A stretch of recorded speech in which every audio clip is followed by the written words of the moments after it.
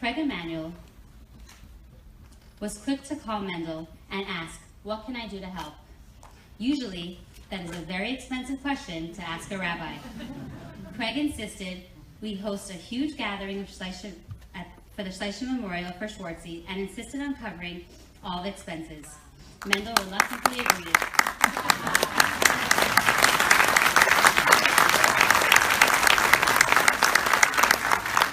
The family cannot thank you enough, Craig and Deborah.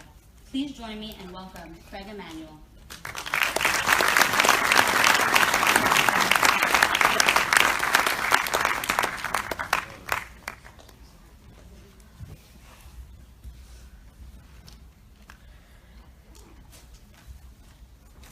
It is really quite something to look out this evening and see standing room only.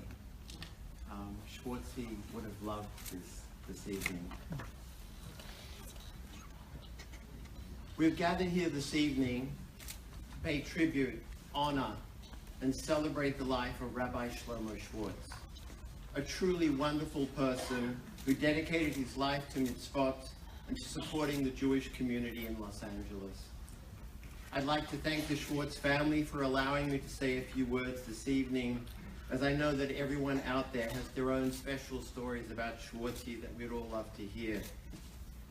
For a number of years now, I've been honored to be able to stand here on this stage and speak to many of you during the High Holy Days, and to be standing here this evening under different circumstances is not easy.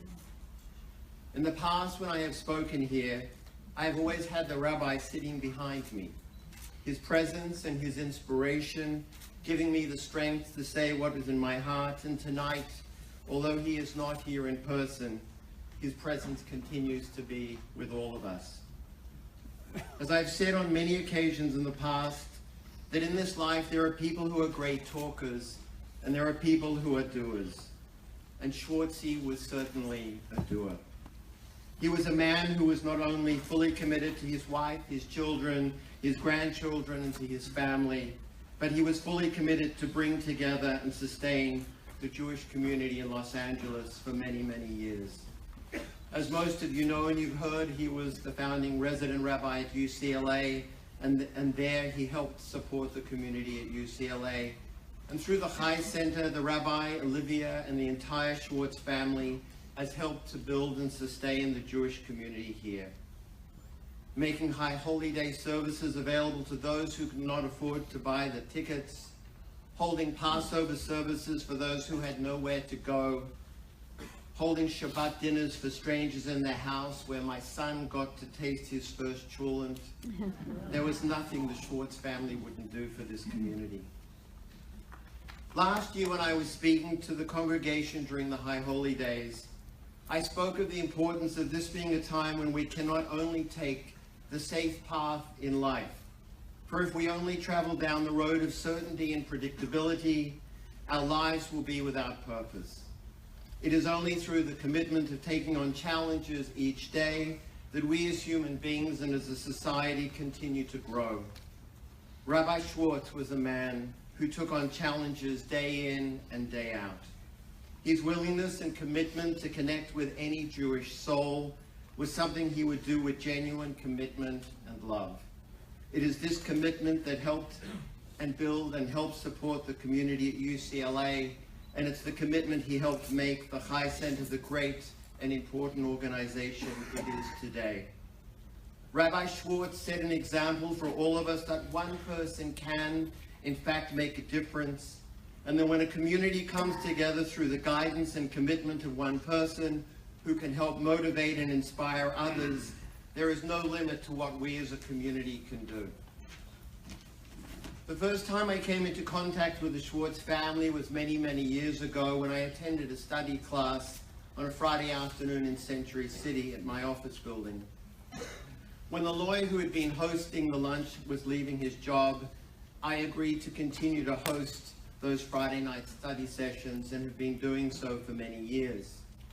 It was through this that my relationship with the Schwartz family grew. And I have been fortunate enough to attend many Schwartz family functions, including brisses, weddings in Crown Heights, bar mitzvahs, and even study sessions in Tzfat, where the rabbi and his wife would go every summer to teach and enjoy life in one of the great holy cities. On my very first visit to Israel, I was lucky enough to celebrate my first Shabbat with Schwartzie. On the morning of Shabbat, a friend and I drove to Masada, where we hiked to the top of Masada early in the morning as the sun was rising, and did morning prayers in the old synagogue. After returning to Jerusalem, I met Schwartzie, who took me to my very first mitzvah, where we cleansed ourselves in honor of Shabbat. From there, we went to the Kotel, where I experienced what every Jew should do at least once in their lifetime, and Baruch Hashem, more often. The joy and experience of welcoming the Shabbat with thousands of people who stood at the Western Wall praying and dancing and celebrating their lives as Jews. It was a night I will never forget for the rest of my life. This experience helped me fall in love with Israel and give a commitment to try and return there every year. There are so many wonderful things to say about the rabbi, but perhaps the things that has always stood out to me is how well he was known anywhere in the world. You could run into people who not only knew him or knew of him, but had such love and admiration for this great man. On one Shabbat in Jerusalem, I was waiting to meet one of the Schwartz family by the flagpole in front of the Kotel. While I was waiting, I heard the voice of a number of Australians speaking, and being Australian, I reached out and engaged in a conversation, and they said to me, "Do you have somewhere to go for Shabbat?" And when I told them that I was having dinner with Hendel and Yossi, they immediately said, Schwartzie's daughter and son-in-law. His reach was endless.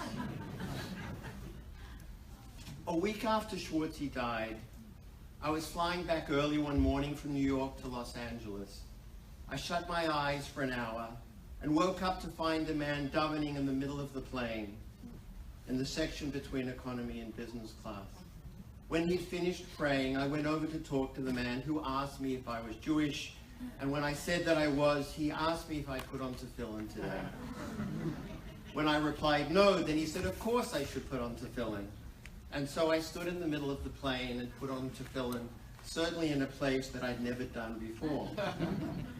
During the course of our discussion, it was not surprising that the man knew Schwartzie. And like all of us, he was saddened by his death. And he said to me that Schwartzie would be dancing in heaven, knowing that I put on tefillin that morning. The man then asked me if I owned a set of tefillin, to which I replied no. And I told him that I was planning to be in Israel later this year and was planning on buying some. The man, who turned out to be Rabbi Kuhn Sr. of the Westwood Chabad, turned to me and said that he wanted me to hold on to his own tefillin until such time as I had some of my own, so that I would not miss a day putting on tefillin in honor of the memory of Shlomo Schwartz. I was so moved by his kind gesture and somewhat freaked out that, God forbid, I should lose the rabbi's tefillin, that immediately on arriving in Los Angeles, I called Mendel and I said, where can I go and buy some tefillin? And he told me to go to a store on Robertson near Pico, where he'd been only a few hours before. I went to the shop, explained to the man why I was there, and he was so moved that I would be purchasing tefillin in Schwartzie's honor that he gave me a great deal.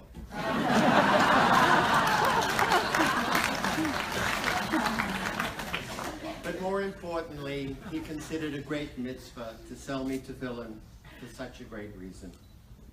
I can honestly say that every day I put on tefillin, and during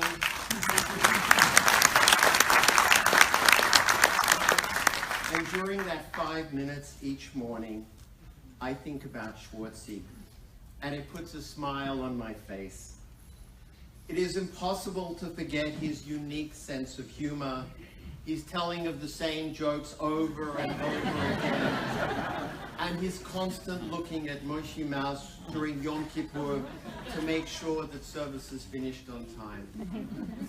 Like all of us here, I am going to miss Schwartzie, who was larger than life and who had a profound influence on all of us here this evening. To Olivia and the entire Schwartz family, I think you know how much I loved Schwartzie. He will always be in my heart and the hearts of everyone here today. On behalf of myself and my family and everyone here, we wish all of the Schwartz family a long and healthy life. Lives filled with nothing but simchas and happy memories. May the memory of Schwartzie continue to be with all of us and serve as a reminder that through commitment and belief, we can all make a difference and make the world a happier and better place to live in. Amen. Thank you very much.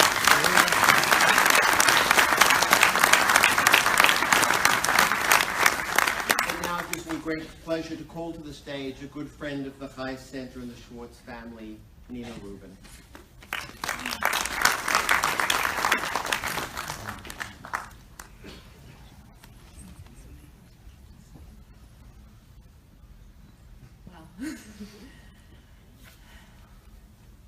Thank you so much, Schwartz family, for giving me this opportunity to speak about your father, our friend, and the Rabbi Schwartz, or Schwartzie, as we all love to call him. I'll give a little history, or a little story of how he and I met. So in 2005, I did a birthright trip. And I'm a Jew from a small town in northern New Mexico. So we're the only Jews in my town. I mean, the only. So there were 8 Jews in my town, and they were my grandma and grandpa, my mom and dad and brother and me, and then this doctor and his wife. So we're the only Jews in our whole town. And so when I heard about birthright, so then I went to college. I lived in my town for my whole life, went to college, and then did birthright. And on my birthright trip, somebody said, "Oh, you live in Los Angeles. Do you know Schwartzie?" And I said, "No, who's that?" And they said, "You don't know Schwartzie?" "No." What is that? And they said, "Oh, he's this rabbi, and he has these big dinners for 60 strangers. Do you want to go?" And I said, "Well, I like dinner." And then they said, the person said, "Well, it's Shabbat." And I said, "Okay, yeah, that sounds cool. I like meeting people." And they said, "Well, it's an Orthodox Shabbat." And I said, "All right, cool." But I'd never done that. And so I went to a dinner for 60 strangers in 2005. Somehow, I think he may have called me. I think somebody gave him my number. So I went to the dinner, and it was really magical. I remember meeting Olivia and tasting the challah, and I remember her sincerity and her generous speech, just like her generous way. I remember meeting some of the family, some of the cool kids, and I thought, I want to be like them, but I wasn't in the family, and so I thought, well, if I could just come to dinner, that's a good step. Then I remember, with lots and lots of fondness, Schwartzie and his charisma. I remember him speaking to the group of 60 or 70 or 80 of us. I mean, it didn't feel like 60, it felt like 100. And so I remember him speaking and listening and directing and being modest and being charismatic all at once. He really commanded the room, but he didn't feel bossy. It felt like we were all in it together. And so I liked his way. See, I had a bat mitzvah, but our rabbi he was like a really great guy, but I didn't really know him. And so Schwartzie was somebody I felt like I could get to know and did get to know over time. And I liked that he was really laid back. I liked that he was a hippie. Or that's how I saw him. I liked how he remembered me and he remembered other people at the table. He asked really directed, serious questions, but he had like a smile when he asked, and I liked that. I never felt nervous around him, and I felt really welcome and warm. And so one of the things that really made me feel special knowing him, and this has been a relationship over 12 years, one of the things that has made me feel special is that he actually got to know me and listened. He learned a lot about my hometown. He learned a lot about how my family got to this hometown, this shtetl as he called it. And he never rejected me. So I did have a bat mitzvah, but I never had an opportunity to learn Hasidus or I never had an opportunity to learn like Hebrew or any of the things that most people in this room already know. And I think with other rabbis I might have felt, and maybe have felt, some kind of judgment, but with him I never have, and never did. And with your whole family, I've never felt that. I've felt really warm and welcomed, and that's been a really reparative experience for me. So I have felt like I'm proud to be Jewish. Sorry. I'm proud to be Jewish, and like I feel honored to know him and to have been like touched by his light. And so I want to do the same thing for people. So when I was in graduate school, I was becoming a therapist. I sort of like took on some of the things he does, which is listening well, making jokes. I like to goof off. I like to be close with people, and I think that's something that Schwartzie does and has that he doesn't really think about. It's an innate quality in him, and I like to do that too. And so, in my way, that's how I live like Schwartzie. I feel like I've always felt accepted by him. I've felt loved. I've felt proud of myself and proud of being a member of his huge tribe. And this is it's been an awesome experience. So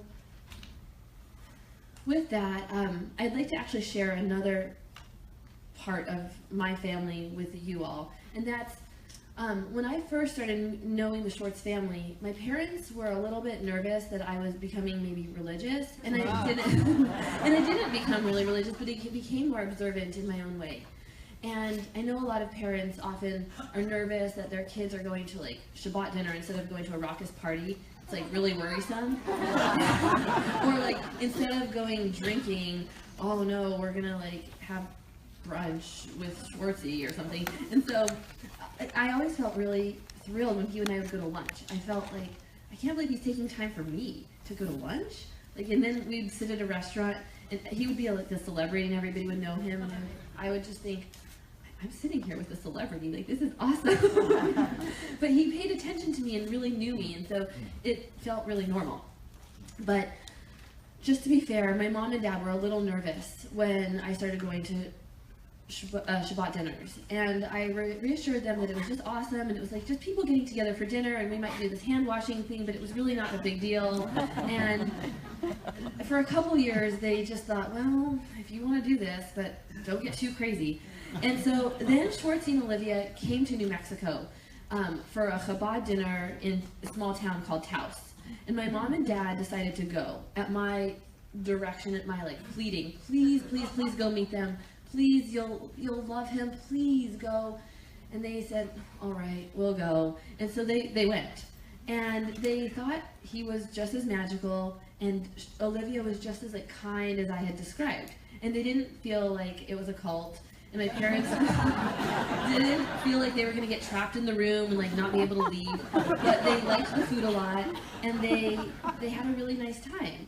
And they said, is he going to come back? And I said, well, I don't think so, but maybe you could go another time. And so I think my parents did actually go back to Chabad in Taos another time.